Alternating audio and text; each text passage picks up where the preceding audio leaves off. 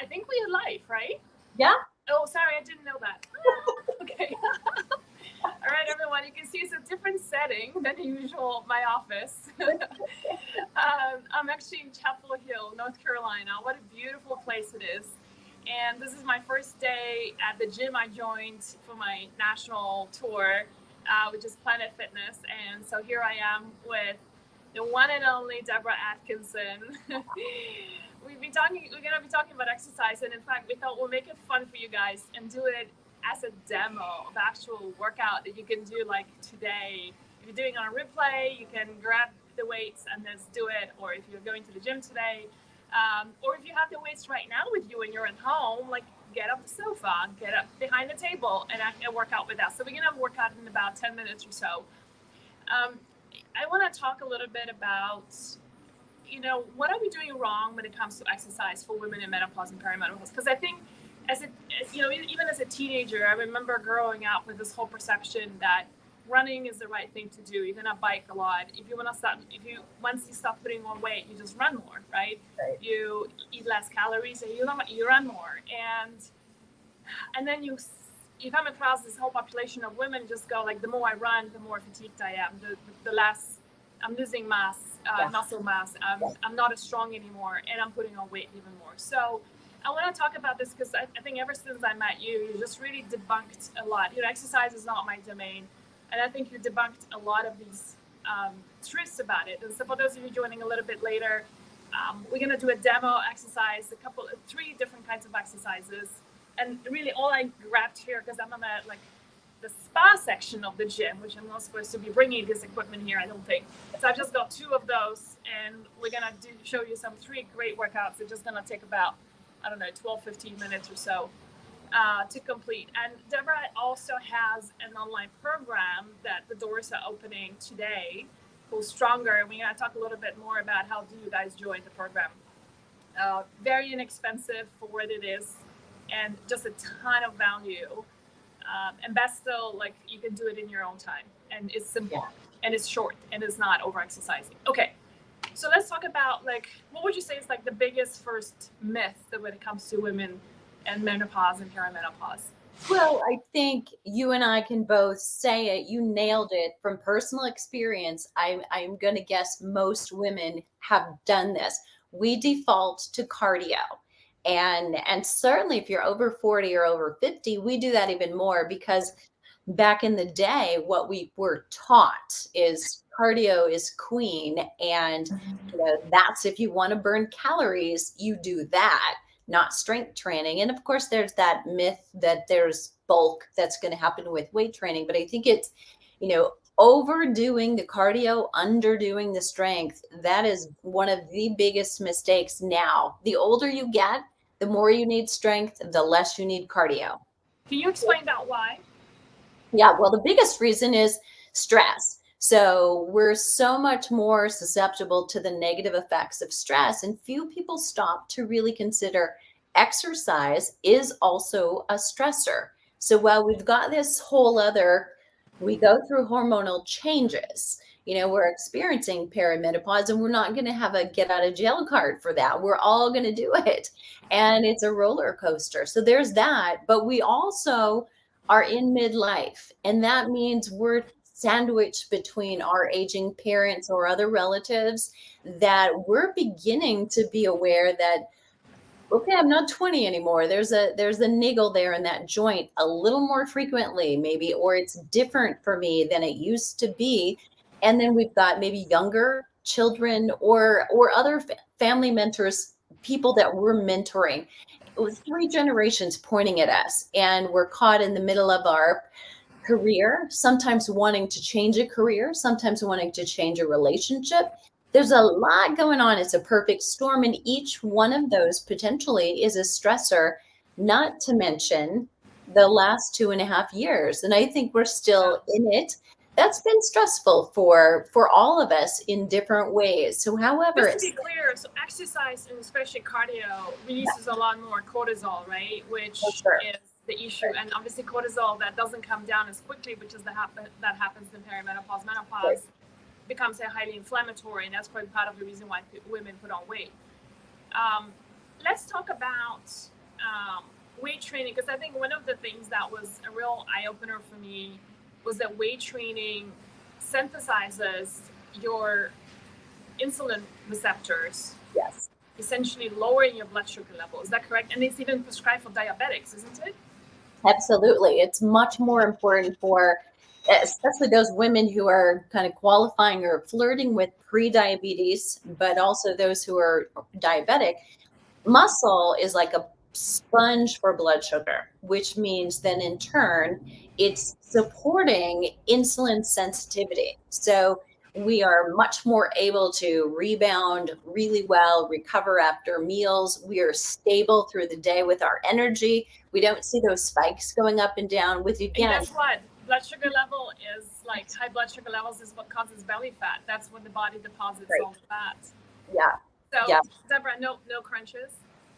No crunches, no sit-ups, no ever, please never. And here's the thing, I'm asked this question by a lot of women who will say, I had an injury and I can't do crunches anymore. What can I do? And I'm saying, good, right? I mean, no women ever, and not even your 20-year-old should be doing sit-ups and crunches. There are dozens, hundreds, I would say, better choices. And I know we all know plank, but the plank is not the only core exercise in town. So we need variety. Here's what your core does. It definitely stabilizes all day. So we need some of those, let's hold still like a plank and do that. But we really need stabilization while we're doing other things, while you're holding the dog leash, while you're driving the car, while you're picking something up. What we're doing is stabilizing while moving. So if you're just still doing that static plank, try moving a leg to the side and back, or moving your arm, picking it up and putting it down, because that's a little more intelligent. Your body says, oh, okay, well, that'll help me do X, Y, and Z. Yeah. Okay. What other myth do you want to cover? So we talked about cardio out of the door, strength training is in. We talked about strength training improving, or cardio releasing a lot of cortisol, strength training improving blood sugar balance. Anything else to add? I think that we've got to touch on the one where, yeah, I'm going to gain bulk. I don't want to get bulky. I want to fit in my skinny jeans. And I think there's a certain body type that may have a tendency toward doing that. But most of us at this point, because we are in that roller coaster of hormones coming down, we don't have as much testosterone or as much growth hormone, which help us with muscle. But truth be told, estrogen is the biggest muscle stimulator. We need that strength training to pick up where they left off, because muscle is, well, the organ of longevity, but it is also your key to better metabolism. So why don't you tell us about your program starting now, and then we'll dive into doing the demo. Yeah.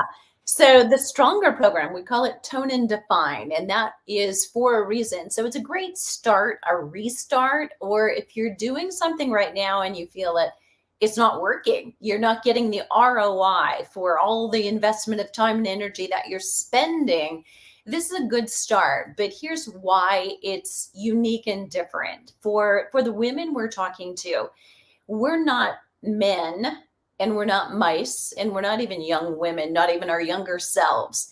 And that means our hormones are so very different. Most of the research is focused on young athletic men who are at 25, at the peak of their muscle mass. And let's face it, as we go through menopause in our mid 40s, 50s, we become a whole lot better at storing fat. And so why would we think what works for them is going to work for us? And who among us knew to ask, was that based on research for me? Like women just like me. Most of us didn't. I didn't. And I've been doing this for 38 years. So it is based, every workout is based on subjects that were women in menopause. So we know I was dumbfounded when I remember when you told me that you made me aware that all the research that we concludes and makes certain recommendations on how we should exercise is actually based on young men. And hormonally speaking, they are as different from menopausal women as it possibly gets. Right. Like it's drastic. I mean, I think the only one you can just add on to this will be infant boys. But, So true. And it's slowly changing, but there is less than 10% of all exercise research caters to us with subjects that are us. It's 100% of the research that we use. So all the workouts are not based on me getting up in the morning and thinking, how creative can I get with this workout? Even though I know the science, I default to what were the protocols that worked for women and got more bone density, more muscle mass, and no injuries. And that's what we use. And then we have fun doing it. and how So many times? And so it's a self-guided program, right? And it's how many times twice, a week? right? You have access to it to do at your convenience. We have women in it from all over the world. So you log in, you do that workout. We help you create your plan with your realistic life twice weekly. 45 minutes is average. Some workouts are shorter, but you'll never do more than 90 minutes a week. And what we Right. hear from women is, this was doable. It was the first time I was able to stick with it because it's not a lot. It's a little. It's here's your focus. Let's just do this. Okay. All right. So how much is the program and how do they join? So right now it's $147. We're rewarding early birds, by the way. So if you get in now, it's $147. If you wait to the end, you could still get into the end of the month, June 30th, but not for this rate. So you want to get started now. It begins July 1, ends on September 28th. So that we've got 12 weeks with you to coach you within the private group, answer your questions, and keep you rolling. That's I just love the fact that you just do it twice a week and not having to do it like 5 times a week, kind of a deal. The research points to comparing 2 or 3 times a week. There is no difference in results. And you and I know most of us are already tired. We're already overstressed and overworked. So doing this 2 times a week, what we're allowed to do is recover completely. We feel fresh. We feel ready to do it again. All right. So why don't we just jump into doing the demo? How about that? I'm going to silence my mic because there's some cleaning going on right next to me. Of course, as that always happens. And but I've got my equipment and so my weights. So just tell me, and I'm going to be parroting you. Fantastic. So what we're going to do is do a demonstration of a very short workout. So you're short on time. That happens to all of us. You're traveling. Actually, it's odd, but Magdalena and I are both traveling. I'm in a teeny tiny little cabin in Colorado. And so I've got minimal weights with me too, but the show still goes on, right? So what we're going to do is 3 exercises that focus on major muscle groups. We're going to do them 3 times. And the benefit is we get enough stimulus and overload. So we're not going to see 10 exercises one time. These will help us boost metabolism far more. And I'll help you stay on your toes, girl. Okay, so let's stand. I'm going to move this towel a little bit, but I wanted a white background so you can see a little bit better. So we need to warm up just a little bit. So I want you to just march in place, let your arms swing a little bit back and forth. Generate a little bit of core temperature. We're not trying to elevate heart rate so much as just get the circulation into your arms and into your legs. You march in place. You could side step just over and back. And here's what I want you to know. So when you take your arms up in a workout and you're reaching up, this actually increases the joy factor, the happiness factor in your workout. This is a happiness joy pose. So there you have it. You may have done that for years and not known it. All right. The other thing we want to warm up is not just your breath rate, your circulation, but we want to warm up your brain. I want you to take your arms across your body. So if you take your hands and you're moving them across your midline, you're letting your brain warm up and you're allowing it to kind of mesh your right brain and your left brain. And you can shake that out. Do the same thing with your legs. Just do a little crossover. Allows us to warm up our lower back. I'm going to step in front of this white door and give you a little bit more view. Good. Nice. So you're loosening up the lower back. You're still coming back into the brain as you cross over. Good. And take the arm up. So we get some more crossing. Good. And then relax, shake it out. All right. So 2 exercises standing that we're going to do, and then we'll do one lying, and we'll be down and up to circle through it again. So we're going to pick up our weights. What I'm going to have you do first is a bent over row. So I'm going to position myself in front of this door. I want you to put your weight on your heels and then hinge at your hip, nice and long through the back. Drop your chin in. You're going to allow the weights to hang down, and we're going to bring those weights right next to your side. Good. Now you've got some weights that are, how heavy are those, Magdalena? How do they feel? She may be far enough away she can't hear me. So we'll have to watch her to see how they feel. Pull up. Good. Now I want you to do that pull with a little power. Pull up. Good. And slowly come down. Bring those elbows close to your sides. Pull up. Good. And the things that I'm always cautious of checking here is weight should be primarily on your heels. And that'll keep it back in the bum and out of your knees. Your elbows come to your back. And your elbows hug you. So if I turn here, you want to keep those elbows in close to your side. Good. So try one more. Yep, and put your elbows close to your sides. So pull them up this way. Good. And then down. And one more time. So pulling here. And then relax. Good. And I'm going to have you come up. Hold it right here. So put one of those down. But I'm going to have to hold the other one, kind of just end to end.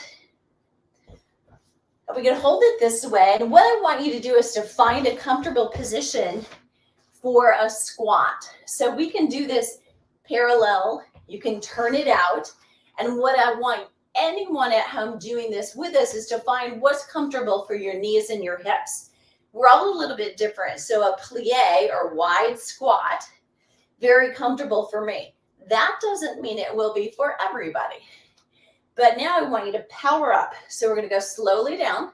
We're going to hold here and then push. Good. So slowly stay right here. Weights on your heels here. Push. Good. And lower down slowly. Hold right here and push. Good. And lower down. Good. Hold right here. Squeeze the bum and push. Good. And take those feet just a little bit wider apart, Magdalena. Yep. And then let's go down. Hold here. So what we were looking for here is your knee right over your heel. And then push. Let's do 2 more. Slower down. Hold it here. And the hold adds a little bit more time under tension. Push. And that will help you fatigue with a slightly lighter weight if you need to do that. Push up. Nice job. Okay, we're going to hold. Keep these weights close by, but I want you to come down to the floor. So let's find a space on the floor if you can. We're going to lie down.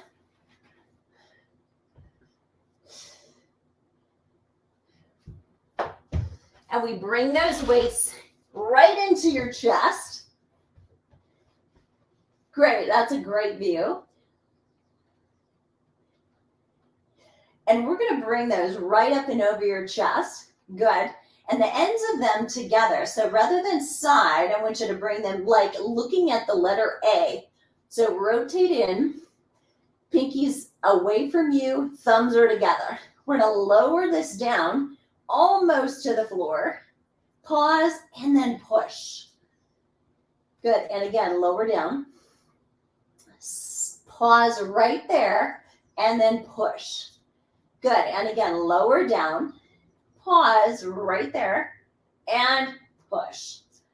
Good. Now, I want you to pay attention to why I'm doing the push. And the reason is there's been a lot of research recently that shows adding power, which means you've got strength that's going on, and we add a little speed component, actually is more beneficial for bone density.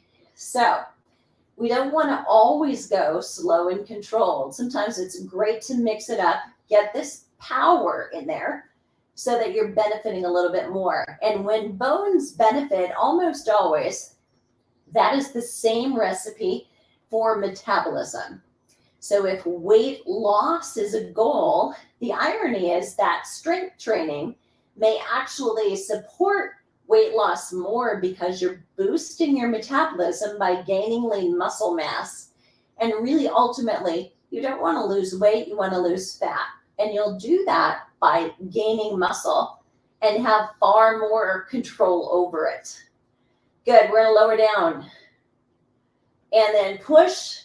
And last time, good, let's bring it down. Weights come to your sides. Careful as you set them down. We're gonna roll over to one side, bring it back up. All right, so as you stand, you've been lying down, right? So you wanna get up into a standing position again. And those of you who have low blood pressure, you need to know who you are. So when you come up to standing, we keep the back upright. And we're gonna do those again. So you ready, Magdalena? We're gonna pick up from the top twice more. And then we've only done 9 exercises, right? But we've done a full body workout and done it to fatigue 9 times. Here we go. Elbows in, we're gonna pull up. Nice job, good. And then lower down. We're gonna pull with a little power. Good, and weights back into heels. And down, here's 3. Slowly on the way down, and 4. This one can also be done seated, and it doesn't change the work for your major muscle groups. May make you're doing a little bit less core if you're seated, but that's a good place to start.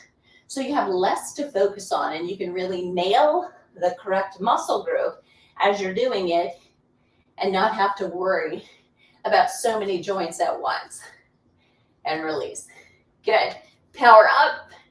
Slowly lower it down. Power up. Slowly lower that down. I want to think about squeezing your shoulder blades back together here. Good. And release. And pull and release. Good, nice. And then carefully we come up and out of that. You again, now your option, Magdalena, if you want to, you can hold 2. I prefer holding just 1. You have the option of holding it down low, or you can hold it right here. Now, if you hold it at your chest, as I'm doing, what you'll find is there's a little more core exercise going on because now we've moved it up above the belly and those abs have to pay attention. And so we're going to power up and down. So as we lower down, then push up. Nice. Weight on your heels and a wider stance. Good. Magdalena, kick your feet out just a little. Yes, perfect. And down. Nice. And the reason I knew she needed to do that is because when I could see her heels and ankles not quite right under that knee, that tells me right away. So what I want you to do if you're watching us is see both of us, catch us doing something. The more you see an image of proper form, the better and easier it is for you to see images of not quite right, even if it's you looking in the mirror. So you can self-correct. Good, and push. Nice, we're gonna do 4 more, but we're gonna stay here just a little longer. Oh, she blew right through me, didn't she? Oh, and then push. Good, and the key is when you come here and hold and then push, it makes it far harder. So you're gonna stay here, power up. Nice job, slower down, stay here and push through. Nice job. Yes. And she owed me that, right? Staying down and power. You got it. Nice job. All right, to the floor.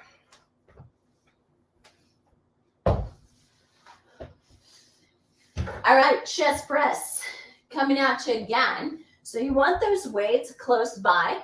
You can bring them close to your chest. Come back. And then you get there safely with no stress on the joints as you do that. So with the repetition range we're using right now, we're doing about 12 repetitions and lots of talking going on, right? So I want thumb end of your weights together, the pinkies aside. So we're going to rotate that in. Your shoulder's just going to be a lot happier with that.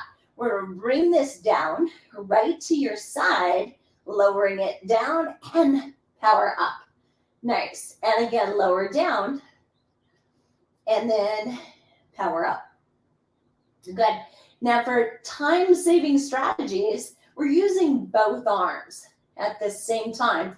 Another way to play with this is to do one arm at a time.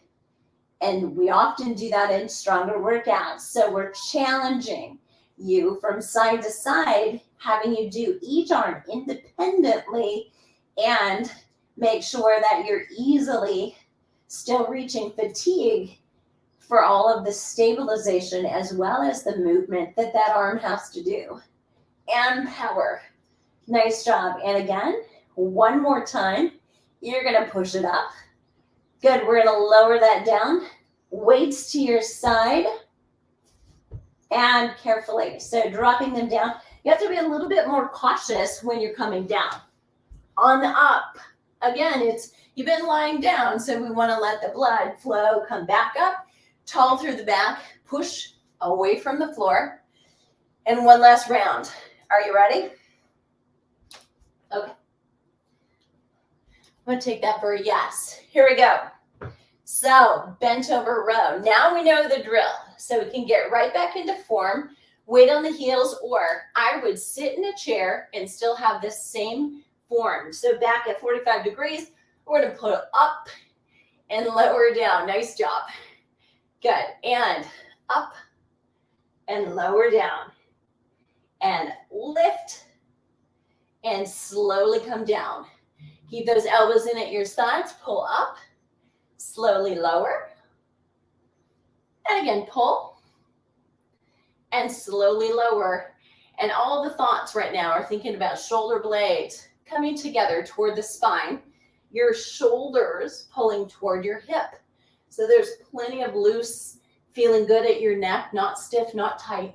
Pull and down. And one more time, pull up and then release. Nice job. Holding one or two, up to you. Coming into the squats again. And you've got two options. So it's either weight here in the center, still nice and tall, the elbows are flexed, or it's up here. Totally your choice. All right, and stance. Can be narrow, can be parallel, or it can be wide. Totally up to you. So let's come down. Chest is up. Power that up. Nice job. Lower down. And then push. When we come up, we want to think we're pushing the heels down into the ground or the floor, bringing you as tall as you can possibly get. Power up. Nice job. Lower down. Push that up. Good. And again, lower that down. Power up. Lower it down. Push and power. Excellent. Lower. Power that up. Lower it down. Push. Nice work. Lower down. Hold it, and push.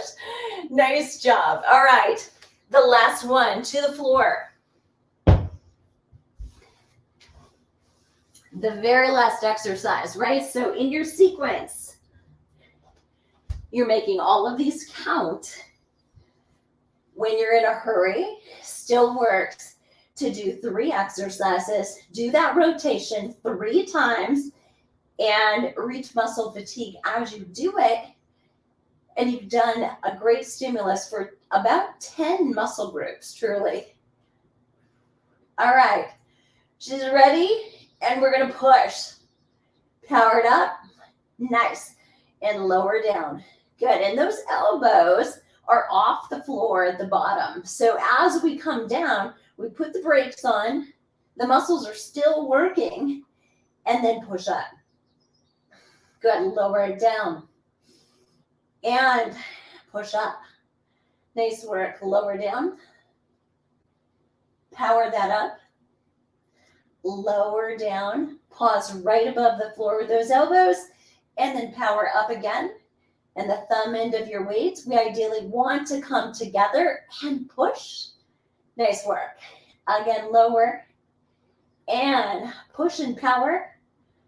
Nice work. Lower this down and press. Sweep and lower down.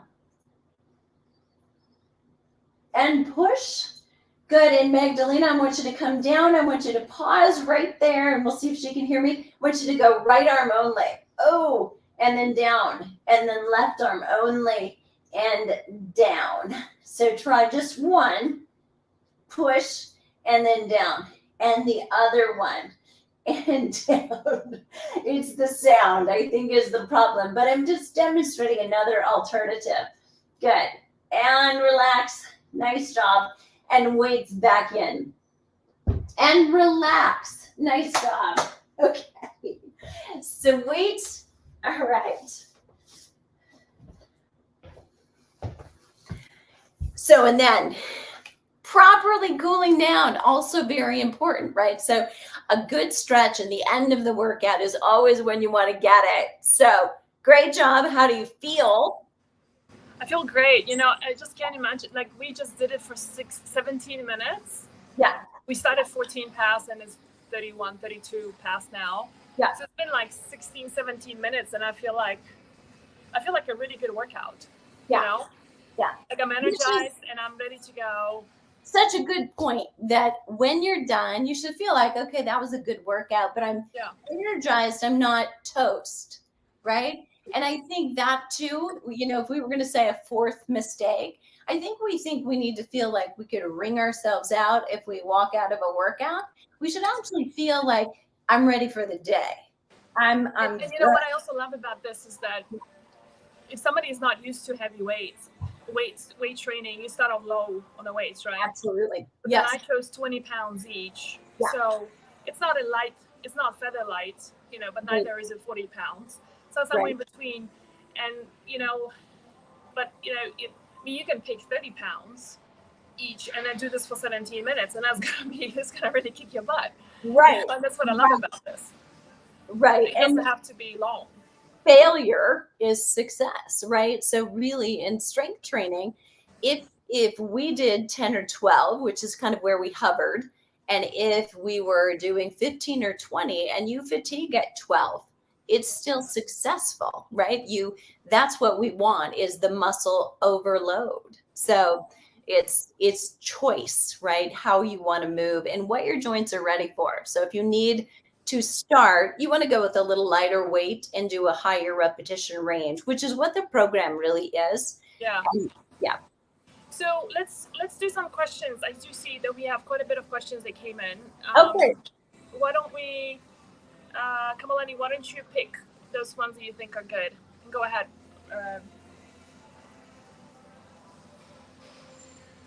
Can you read them, Debra? Yes. So it looks like some of them, they couldn't hear me, maybe. So I'm not sure. They couldn't hear one of us, me or you, potentially. So let me scroll here. Yoga will be a good option, Anna says. And so Debra, there was just now we put the question on the screen for you to see. Oh, I'm so sorry. Okay. Yeah, that's all good. Yeah. Linda, I got it.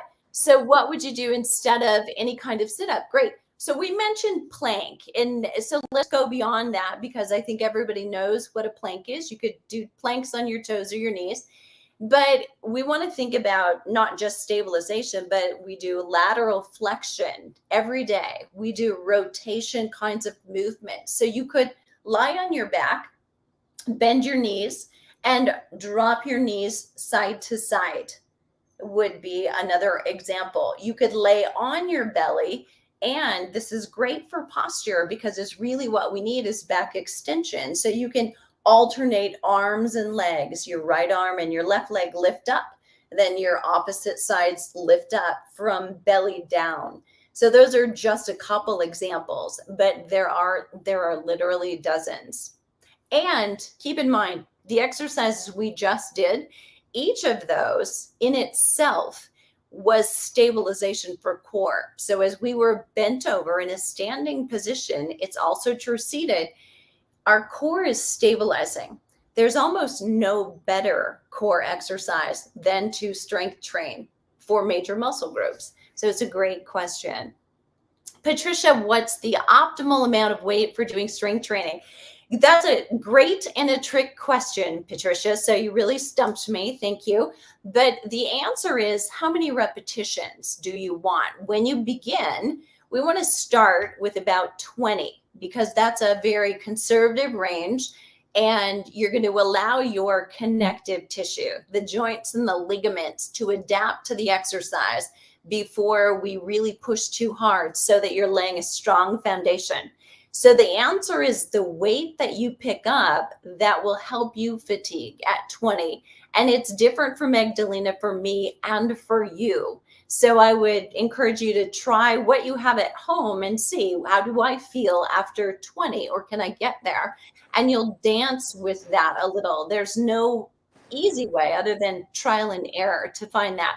As you progress, you can drop to 15 repetitions. That'll mean a heavier weight. And you can drop again to 10 or fewer repetitions. Again, the weight gets heavier. Great. I like the fact that you have that online group that you can advise on modifications. Like there are people also who I'm sure have like shoulder injuries and they can't do certain exercises, right?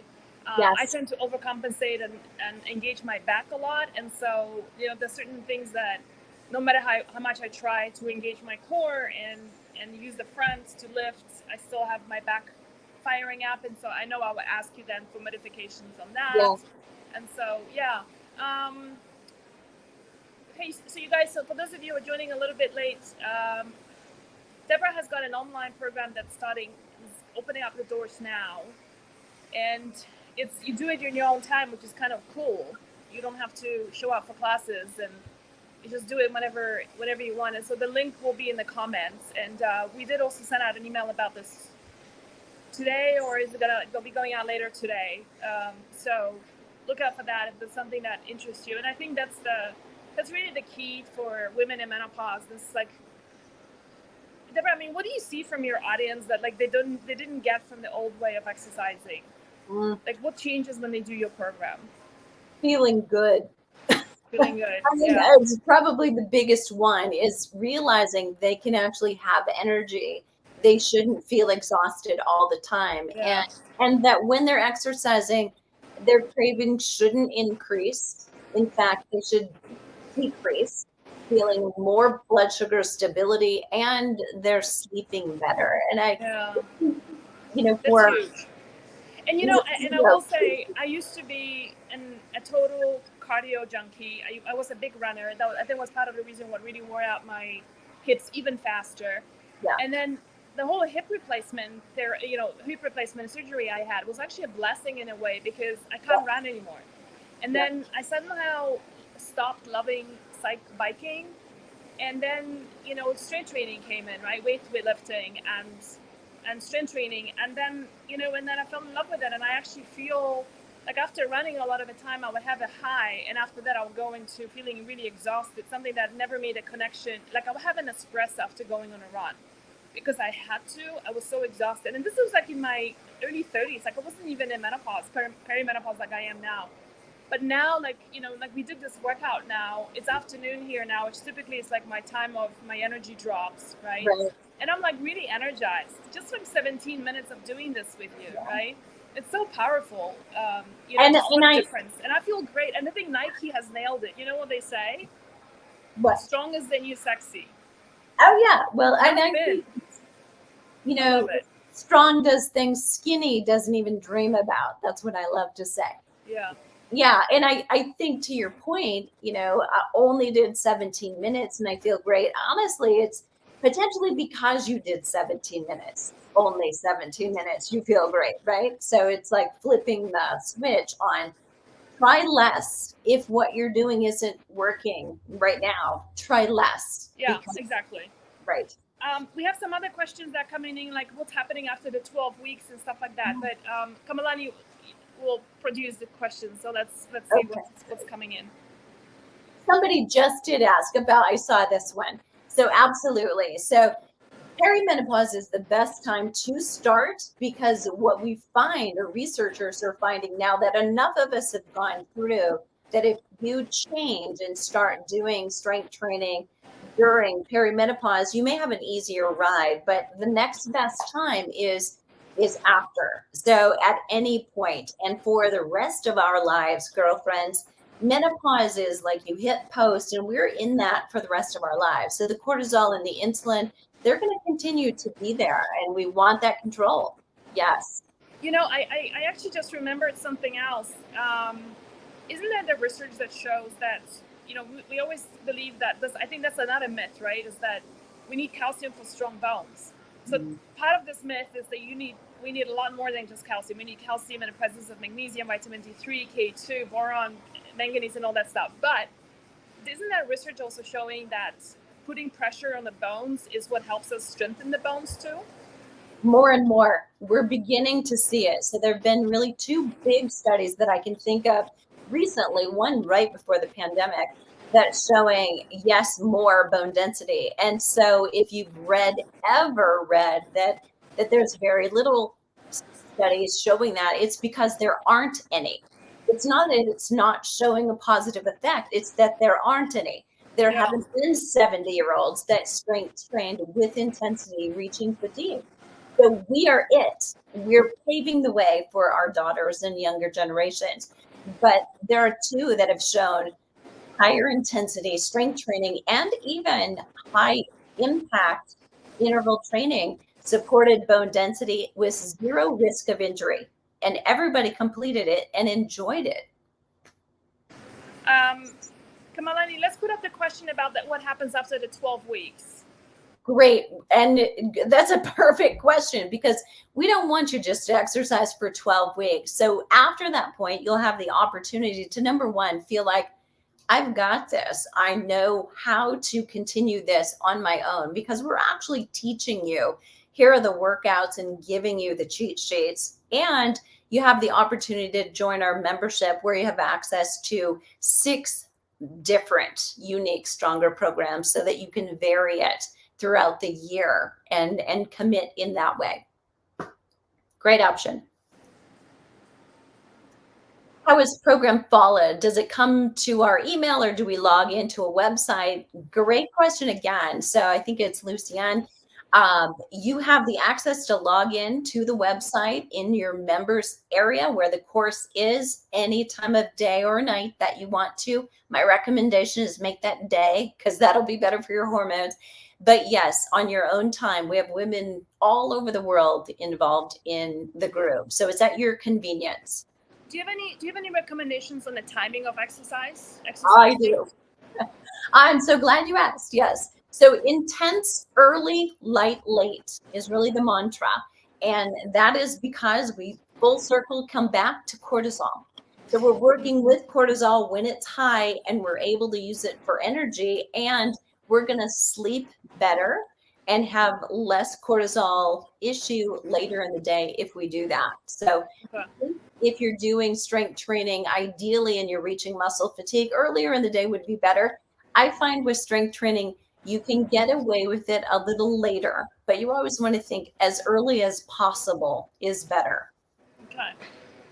Kamalani, any other questions? Is there a particular way to breathe when carrying out these exercises? That is a great question. In and out is the best. And I'm giving you a little pun intended, right? So yes, we like to see you breathe out and exhale when you're lifting, and inhale when you're allowing the weight to come down. So at the hardest part, you're exhaling. But here's what we found. There is no research ever to show anyone was ever hurt breathing the opposite way. It actually becomes more natural when you're not learning the movement. When you have the movement down, it becomes more natural to breathe in the best and optimal way. So don't get too caught up in that. The only risk would really be, we don't want you holding your breath. Yep. Okay. I think we're good for questions. Okay, great. Well, this was really fun. Thank you so much for doing this. And, yes, I'm so glad we got together. Yeah, exactly. Hey, you guys, I hope this was helpful. And all the details are going to be in the comments. If you are on our mailing list, you're going to get a link with the early bird from Debra. And, you know, I think this is one of the very, very few programs out there in the market, especially at this price point, that is specifically dedicated to women's health. And Yeah. I mean, you are the master in when it comes to women in menopause and perimenopause exercise. Really, no one really talking about this, and it kills me when it's most of the time exercise advice is given out by men who've never been in menopause. So, Even young women who unintentionally, they mean no harm, but they simply haven't done the research, and they can't know what it's like later. And yeah. so you've got to really ask, is this really made for me, built for me? Awesome. If this is helpful, you guys join the program. Yeah, I'm going to be signing off for the rest of today. I'm going on vacation for the next 10 days. And so I'm going to be back then. And hello from North Carolina, Chapel Hill. And where are you, Debra? So I'm just outside of Boulder, Colorado. That's right, yeah. Yeah. For a change. We swap places. Yeah. All right. Thanks, everyone. And we'll be seeing you soon again. Bye-bye. Bye-bye.